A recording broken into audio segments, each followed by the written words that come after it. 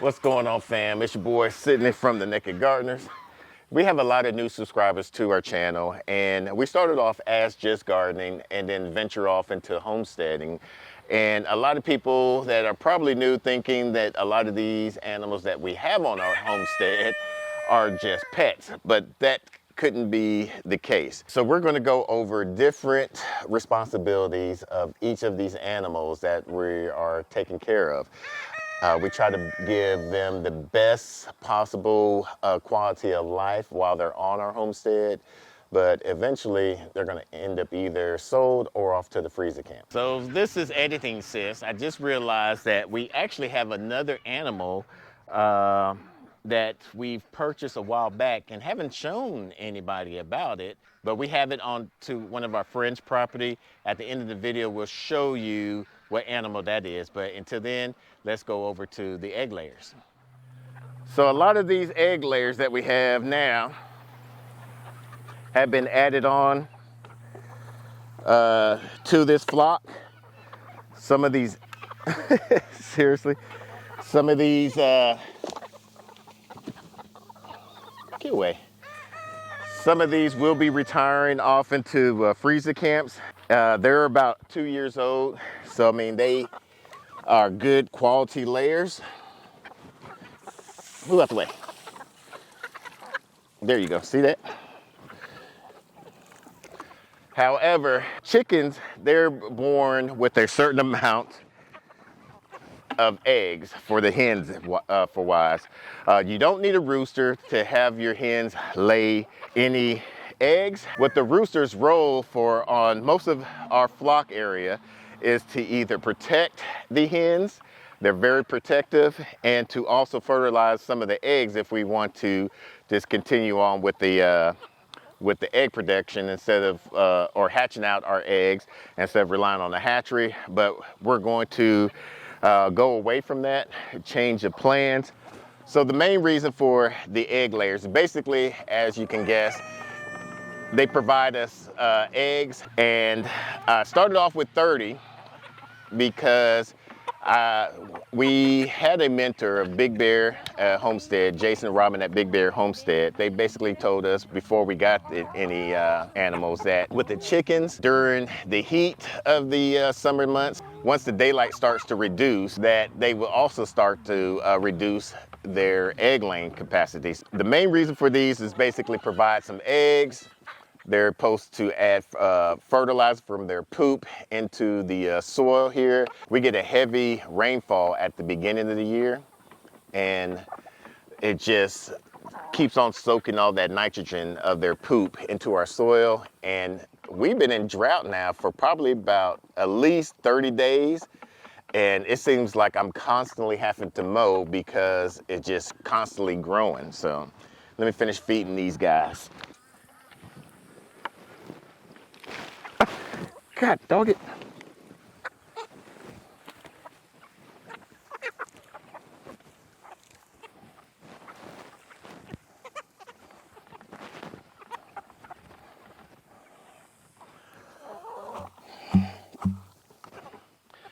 What we feed them here is a fermented feed. We do a 2-bucket system since with our Texas heat, we've been averaging about 110-degree weather for the last, since August started basically. August in Northeast Texas, zone 8A is normally our hottest month and our driest month. So we try to give them a lot of fermented feed and allow them to till up the grass. We were gonna have them go out more in the pasture. About a few weeks ago, we just moved them. With our egg dropping dramatically, and we noticed that our naked necks were laying consistently. We got about 8 hens, and they were constantly giving us 4, where we have, I don't know how many here, and we were barely even getting 2 eggs a day with these guys. And so I figured since the naked necks have more shade, we'll put everybody around a more shaded area instead of out into the pasture. Once the temperature gets below at least 90 degrees, we'll start pushing them more back out into that area. But we'll just keep them out here in some shaded area for at least till the time being. But the main reason for these is, like I said, is to provide us eggs, to provide us income for selling the eggs. And as you can see with the pasture, provide fertilization, help scratch up and air out the this heavily compacted soil. And that way we can have a greener pasture to help limit the feed with our animals. All right, so here we have our our initial American breast flock that we've been trying to improve the genetics each year. With the American breast, when we first started out with these chickens, these are a great dual purpose bird for either meat or for eggs. The reason why I decided to get these were they're a premium table bird. And with these American breasts, they're supposed to be the world's best tasting chicken. And since me and the missus, we started off as foodies, I decided to Google and find out which chicken was the best tasting chicken, and these came up. Now, being with these birds, it was one of our biggest learning curves that we had to deal with. Learning how to deal with a heritage breed meat bird, how to finish them and stuff. And this American breast has been one of the birds that we actually enjoy. And what the main purpose with these is to provide a high quality meat for us.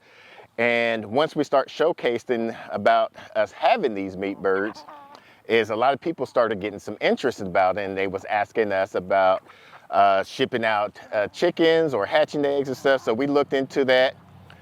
We made quite a bit of money off of that. Maybe towards the end of the year, we'll kind of go over the finance of how much our farm was able to bring in income wise. So with these, they have three purposes. They provide us excellent tasting meat, and they provide us income by selling hatching eggs and for day-old chicks.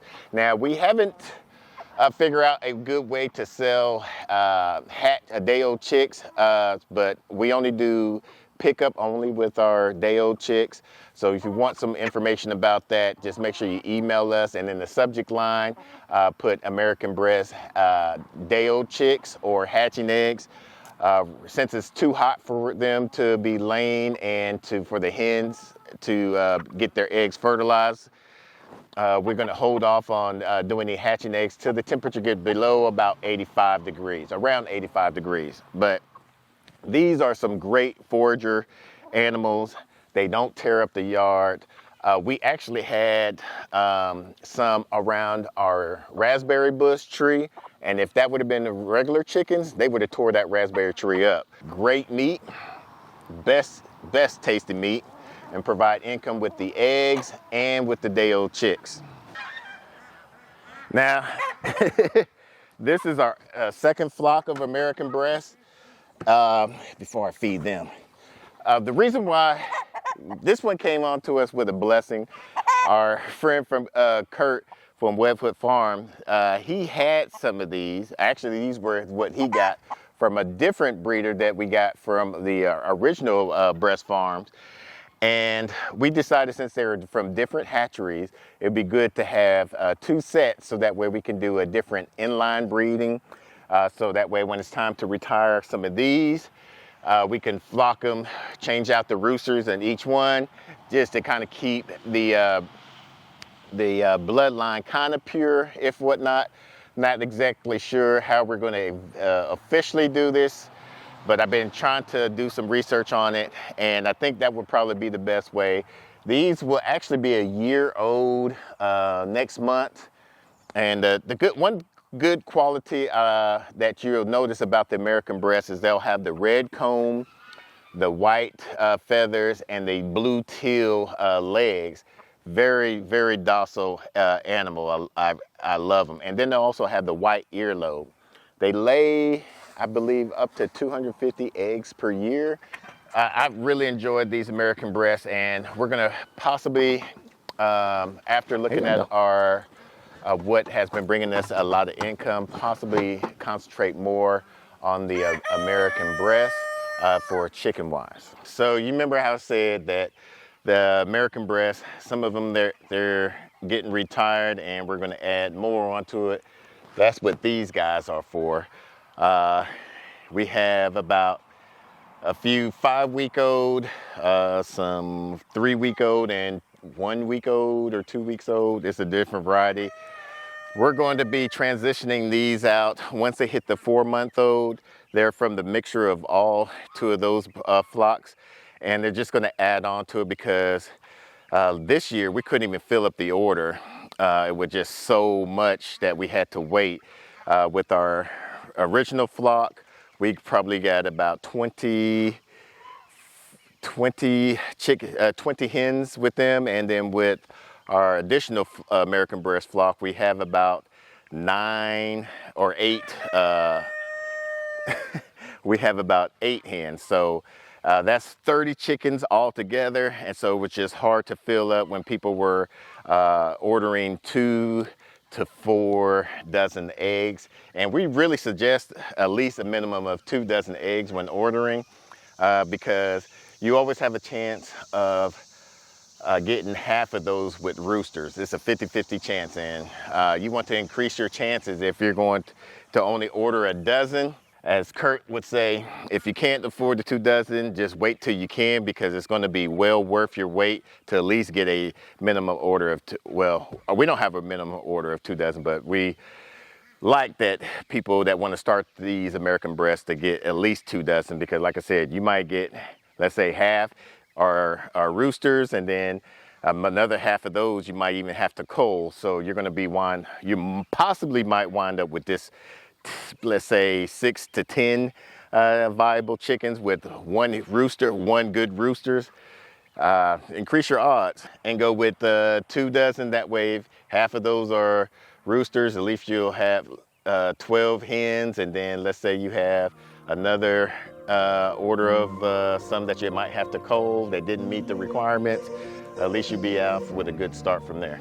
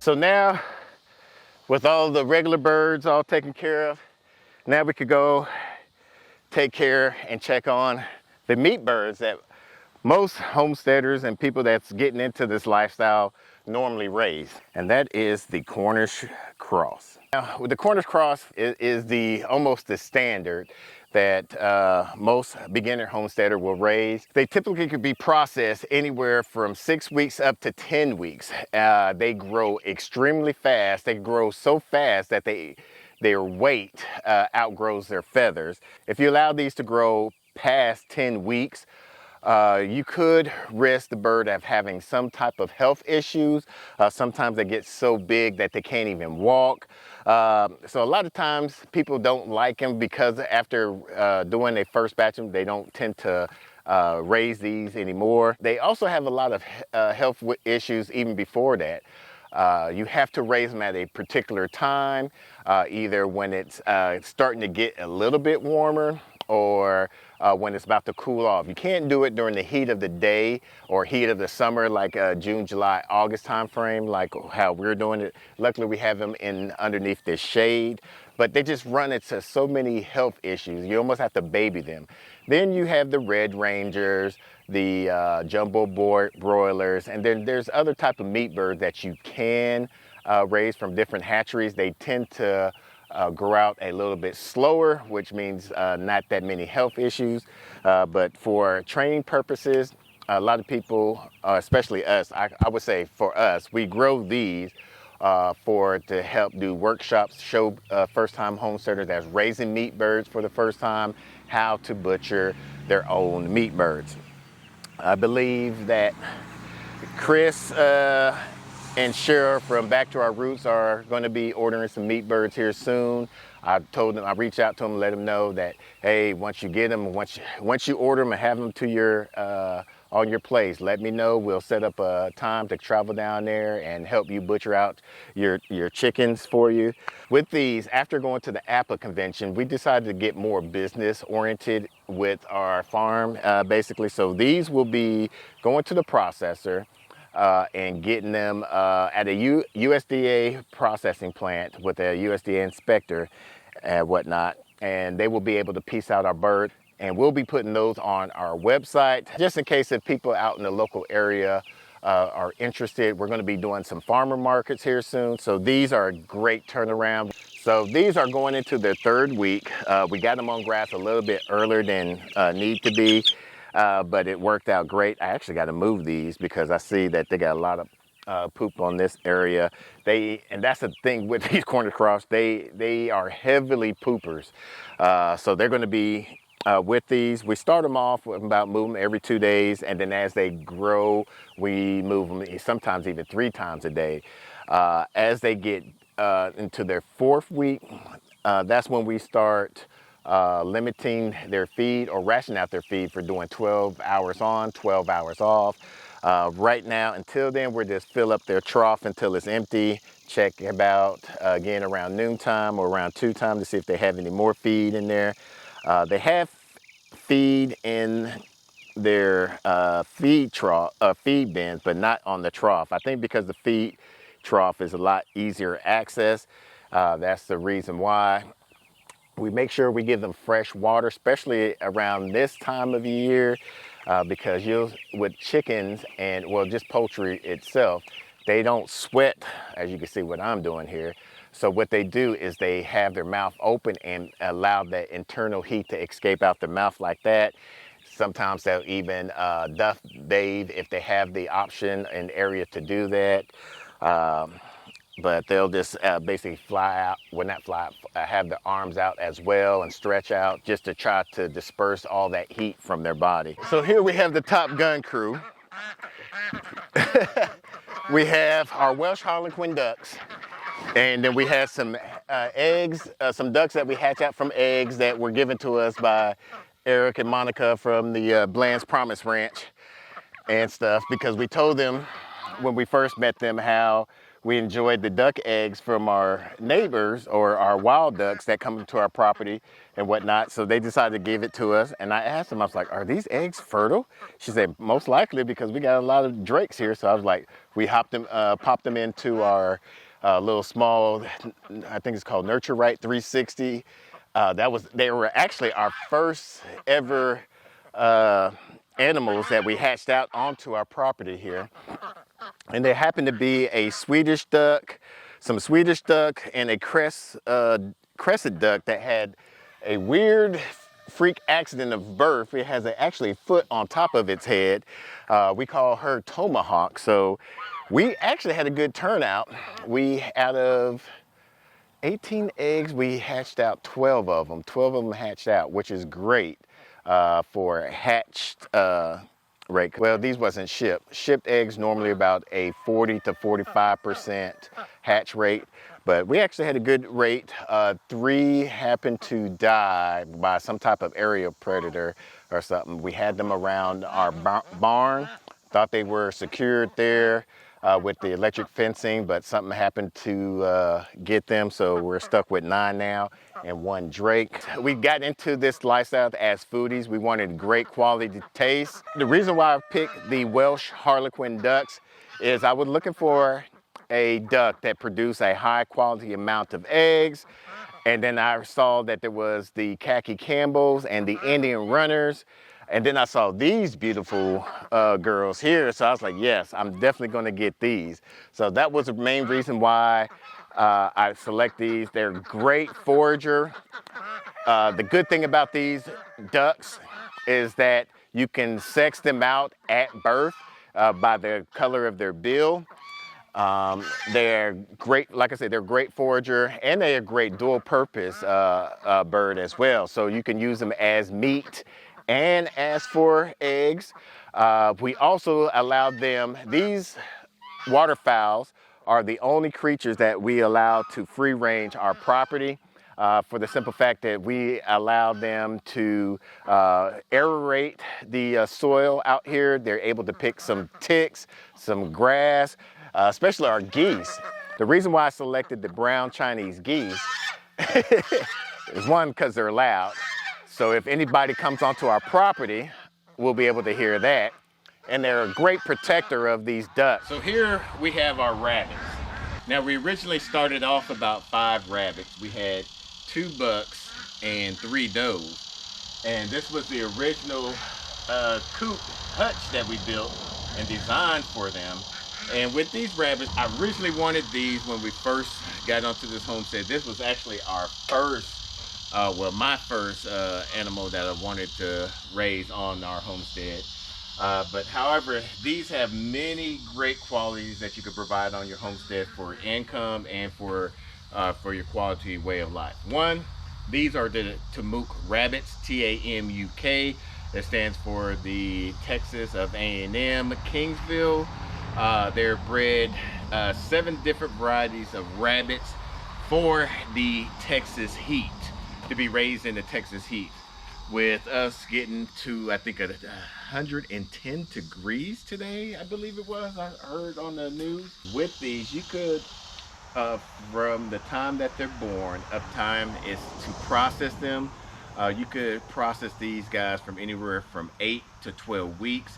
Right now, we've been averaging processing about 2.8 pounds. We're trying to get at least to about a 3-pound rabbit.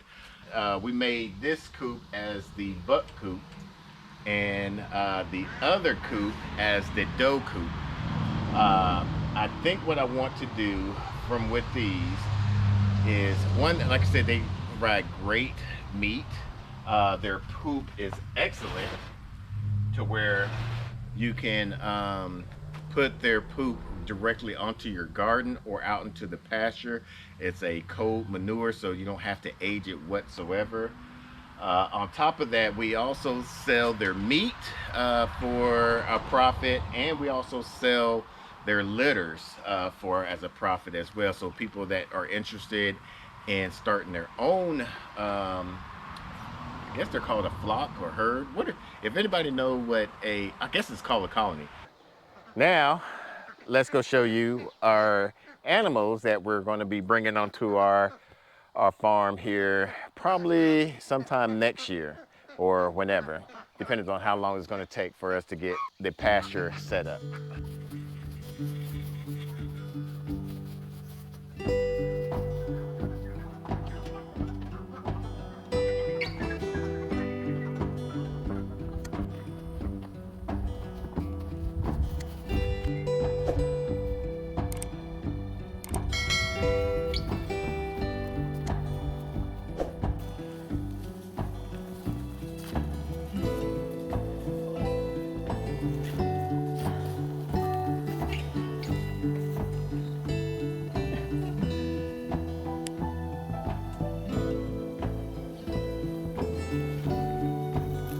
enjoying that mister, huh?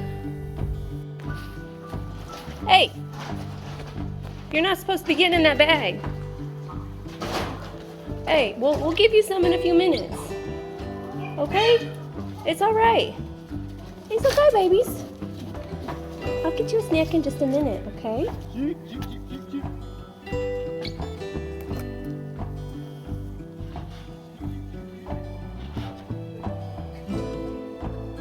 Oh.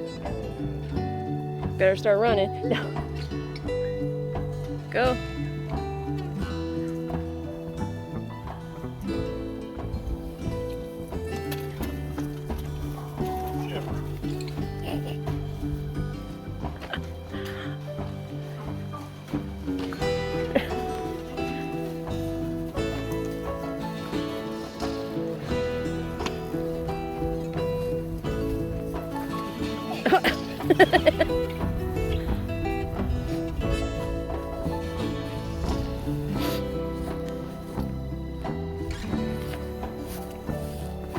I know, that's why I'm walking up behind him.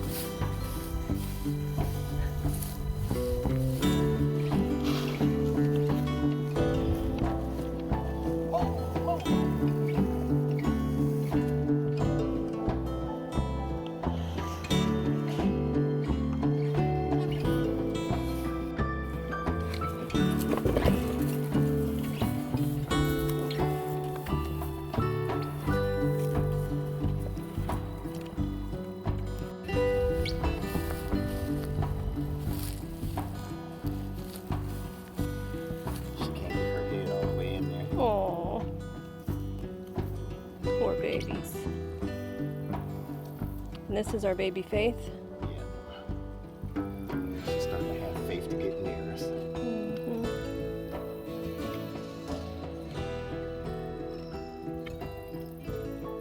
This is Sugar Mama's baby.